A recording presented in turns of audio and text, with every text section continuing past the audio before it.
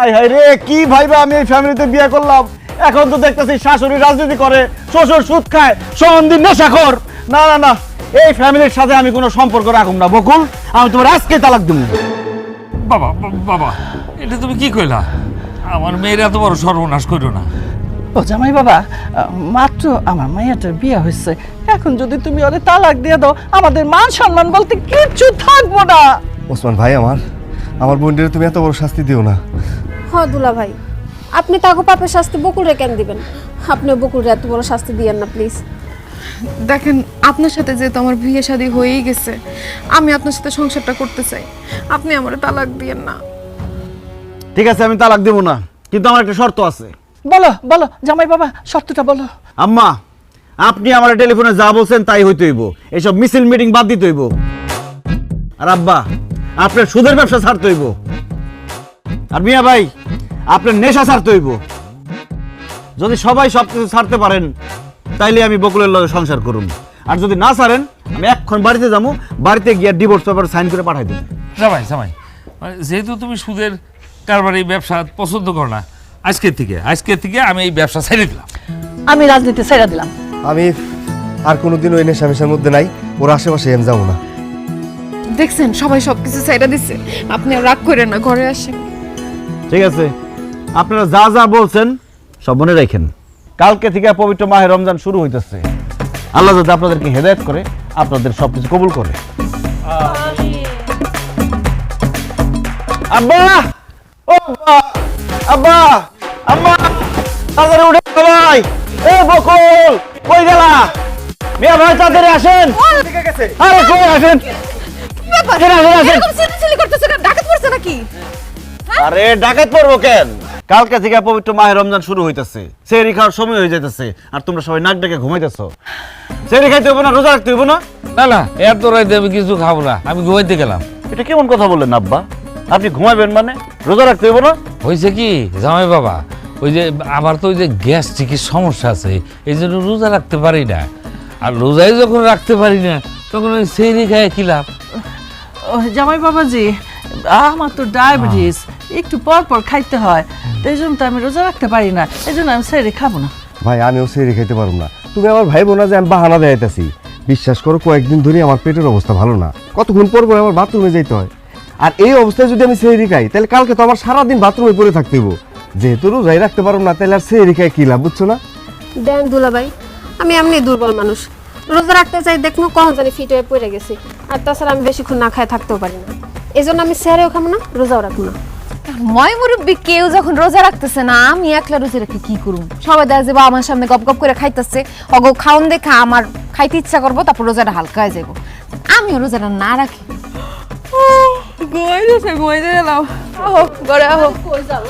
এই খবরদার, কেউ ঘুমাতে যেতে পারবেন না। এখন যদি আপনারা সেহরি না খান, রোজা না রাখেন, আমি গ্রামবাসীরা কয়ে দেবো আপনাকে পরিবারের কেউ রোজা রাখে না, সবাই বেরোজগার। না জামাই বাবা, এই কাজটা করো না। আমরা রোজা রাখি না, এই কথা শুনলে পরে গ্রামের লোকজন হাসাহাসি করবো, আমাকে মানুষ সব শেষ হয়ে যাবো। মানুষ হাসাহাসি করবো এটারে ভয় পাইতেছেন, অথচ কবরে গেলে রোজা না রাখার জন্য যে শাস্তি হইব সেটা ভয় পাইতেছেন না। দেখেন, আপনারা যেটা ভয় পাইতেছেন, প্রথম 2-1টা রোজা রাখতে হয়তো একটু কষ্ট হইব, কিন্তু আস্তে আস্তে সব ঠিক হয়ে যাইব। তারপর আপনারা বললেন না ডায়াবেটিস, গ্যাস্ট্রিক, পেটের সমস্যা, রোজা রাখলে আস্তে আস্তে এগুলো সব ঠিক হয়ে যাবে। কালকে থেকে প্রথম রোজা তো, চলেন আমরা সেহরি কইরা রোজা রাখার নিয়ত কইরা হলেই। তোমার কথা তো সবই ঠিক আছে, কিন্তু আজকে তো কোনো রান্না বান্না করি নাই, কালকে রান্না বান্না কইরা সেহরি খাইয়া কালকে রোজা রাখুন। আম্মা, এটা কোনো সমস্যা হইলো? আপনি রান্না বান্না করেন নাই, তাতে কি হয়েছে? আপনাদের বাড়ির সামনে তো বাজার আছে, সেই বাজারে ভাতের হোটেল আছে, চলেন আমরা সেখান থেকে সেহরি করবো, চলেন। না থাক, হোটেল যান লাগবো না। আম্মা মিশা কথা কই আর কোনো লাভ নাই।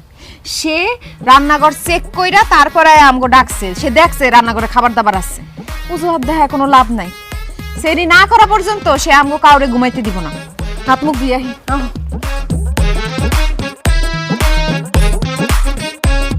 আমার সাথে ভণ্ডামি, তোমাদের মতো ভণ্ডরে কিভাবে সাইজ করতে হয় আমি খুব ভালো করে জানি।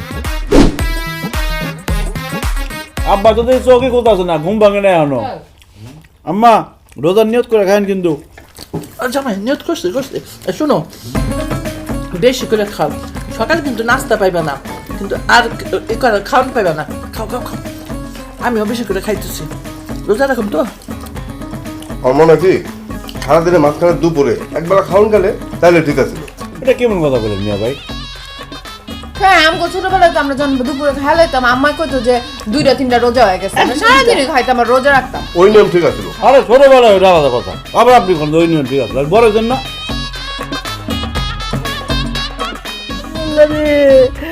আমি তো মইরা যাবো রে, আমি তো খিদা সহ্য করতে পারি না, আমার পেটে ব্যথা চোচো করতেছে রে, ইন্দে দৌড়াইতেছে।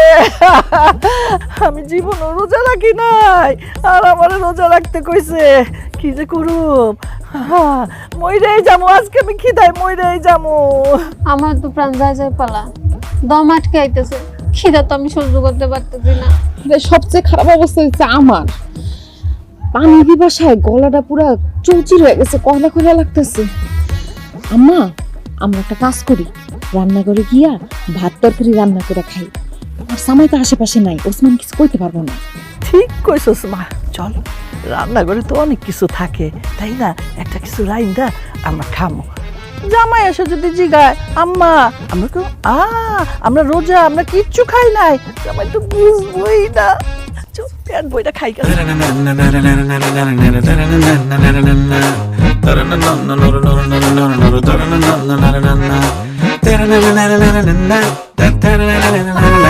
আম্মা রান্নাঘরে দেখি তালা দেওয়া, রান্নাঘরে তালা দিল কে? রান্নাঘরে তালা আমি মারছি। কেন আপনি আমগো রান্নাঘরে তালা দিবেন কেন? রান্নাঘর খোলা থাকলে শয়তানে তোমাকে লাড়বো সারবো, এই রোজার মধ্যে রান্না করে খাইতে মন চাইবো, এই জন্য আমি সিদ্ধান্ত নিচ্ছি এই রোজার মধ্যে ইফতারের আগ পর্যন্ত রান্নাঘরে তালা দেওয়া থাকবে। কি কোন আপনি? আমরা রোজা রাখছি না সবাই, আমরা খাইতে যাবো কেন? আসলে রান্নাঘরে আমগো অন্য কাম আছে। হ জামাই, ও অন্য কাম আছে। রান্নাঘরে আবার অন্য কি কাজ? ওই যে আমার ওষুধ, আমার অনেক জরুরি একটা ওষুধ রান্না করে আছে, এটা এখনই আমার খাইতে হইব, নাইলে আমার বড় ক্ষতি হয়ে যাইব। বকুল তুমি মনে হয় ভুলে গেছো, রোজা রেখে ওষুধ খাওয়ান যায় না। ওষুধ তবে খাবার না জামাই বাবা, আমার না হাঁটুতে ব্যথা, কোমরে ব্যথা, তাই না সব সময় একটু পর পর খালি মলম মালিশ করতে হয়। ওই মলমটা না রান্নাঘরে, চাবিটা দাও, আমরা মলমটা নিয়ে যাই গে। ওই মলমটা রান্নাঘরে না, মলমটা আমার কাছে। এই নেন, যত খুশি মলম মারেন। ও জামাই, এই মলমটা তুমি কই পাইছো? যেখানে সবসময় থাকে সেখানেই পাইছি, শোয়ার ঘরে আপনার বালিশের পাশে। আম্মা এই বয়সে আর মিথ্যা কথা বললেন না, তার মধ্যে রোজা রাখছেন, রোজা রেখে মিথ্যা কথা বললে রোজা হালকা হয়ে যাইব। আপনার তিনজনে এতক্ষণ যা যা কইছেন আমি সব শুনছি। এই নাটক বাদ দিয়া ওযু করে সুন্দর করে ইবাদত বন্দী করে সময়টা কাটান। ইফতারের ঠিক আগে আগে চাবিটা দিমু, তারপর রান্নাঘর খুলবেন। আমি থাকতে রোজা কাউরে ভাঙতে দিব না। ঘরেও তো খাওয়ানোর কিছু নাই, তাহলে এখন আমরা কি করবো? আম্মা, বকুল, চলো আমরা কল করে যাই, ইচ্ছে মতো পানি খাই। কুদা পানি খায় কোনো লাভ আছে? আসল খাওন যদি না খাইতে পারি, তার থেকে রোজা রাখাই ভালো। খুব তো ভালো ভালো দেখা বিয়া দিছিলে না, টেলিফোনে বিয়া দিছে, আমি বুঝো ঠেলা।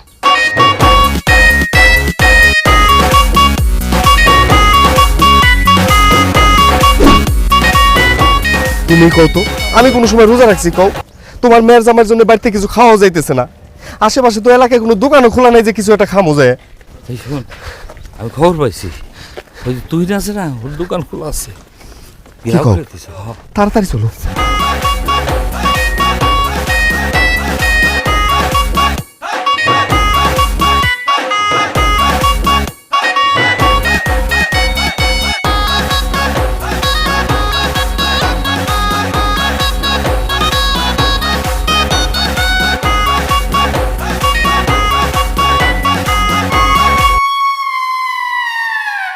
জামাই বাবাজি, রোজার দিনে তুমি এই দোকানে আসছো কেন? আমি এখানে কি করি সেটা পরে কইতেছি, তার আগে আপনারা এখন এই রোজার দিনে এই দোকানদারে পর্দা দিয়ে ঢাইকা চোরের মতো এখানে বসে বসে কি করতেছেন আপনারা? বাড়ির ভিতরে ভালো লাগতেছিল না, তাই দোকানে এসে বসে আছে। দোকানে এসে বসে আছেন ভালো কথা, কিন্তু আপনাকে দুজনের হাতে রুটি কেন? এই রুটি কেন? ওসমান, আমাকেও আসলে জিনিসটা ভুল হয়ে গেছে।